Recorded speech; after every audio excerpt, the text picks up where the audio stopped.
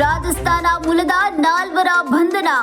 Online ಹೂಡಿಕೆ ಹೆಸರಿನಲ್ಲಿ ವಂಚಿಸಲು ವಿದ್ಯಾರ್ಥಿಗಳಿಂದ ಬ್ಯಾಂಕ್ ಖಾತೆಗಳನ್ನು ತೆರೆಸುತ್ತಿದ್ದ ನಾಲ್ವರು ಆರೋಪಿಗಳನ್ನು ಬೆಂಗಳೂರು ಆಗ್ನೇಯ ವಿಭಾಗದ ಸಿಇಎನ್ ಠಾಣೆ ಪೊಲೀಸರು ಬಂಧಿಸಿದ್ದಾರೆ.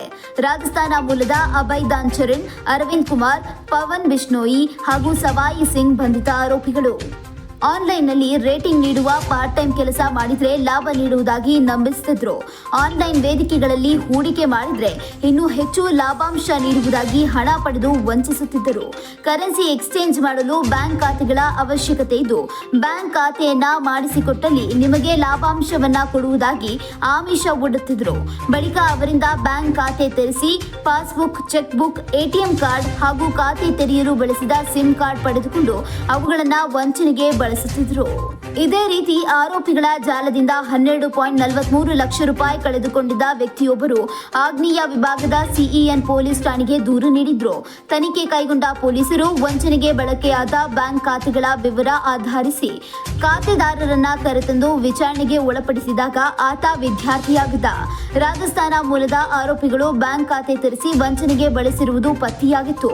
ಅದರ ಅನ್ವಯ ರಾಜಸ್ಥಾನದ ಉದಯ್ಪುರದಲ್ಲಿದ್ದ ಇಬ್ಬರು ಹಾಗೂ ಬೆಂಗಳೂರಿನ ಬೊಮ್ಮನಹಳ್ಳಿಯಲ್ಲಿರುವ ಪಿಜಿಯಲ್ಲಿ ತಂಗಿದ್ದ ಇಬ್ಬರ ಸಹಿತ 4 ಆರೋಪಿಗಳನ್ನು ಪೊಲೀಸರು ಬಂಧಿಸಿದ್ದಾರೆ. ಬಂಧಿತರಿಂದ 19 ಮೊಬೈಲ್ ಫೋನ್ಗಳು, 2 ಲ್ಯಾಪ್ಟಾಪ್ ಹಾಗೂ 20 ಸಿಮ್ ಕಾರ್ಡ್ಗಳು, ವಿದ್ಯಾರ್ಥಿಗಳಿಂದ ತರಿಸಿದ ವಿವಿಧ ಬ್ಯಾಂಕ್ ಖಾತೆಗಳಿಗೆ ಸಂಬಂಧಿಸಿದ 34 ಬ್ಯಾಂಕ್ ಪಾಸ್ಬುಕ್ಗಳು, 106 ಕ್ರೆಡಿಟ್ ಡೆಬಿಟ್ ಕಾರ್ಡ್ಗಳು, 39 ಬ್ಯಾಂಕ್ ಚೆಕ್ಬುಕ್ಗಳು ಹಾಗೂ 75,000 ರೂಪಾಯಿ ನಗದು ಹಣವನ್ನು ವಶಪಡಿಸಿಕೊಳ್ಳಲಾಗಿದೆ.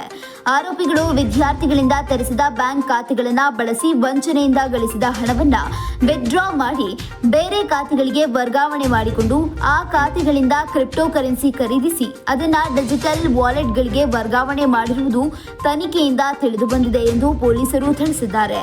ಪ್ರಕರಣದ 4 ಆರೋಪಿಗಳನ್ನು ನ್ಯಾಯಾಂಗ ಬಂಧನಕ್ಕೆ ಒಳಪಡಿಸಿರುತ್ತದೆ.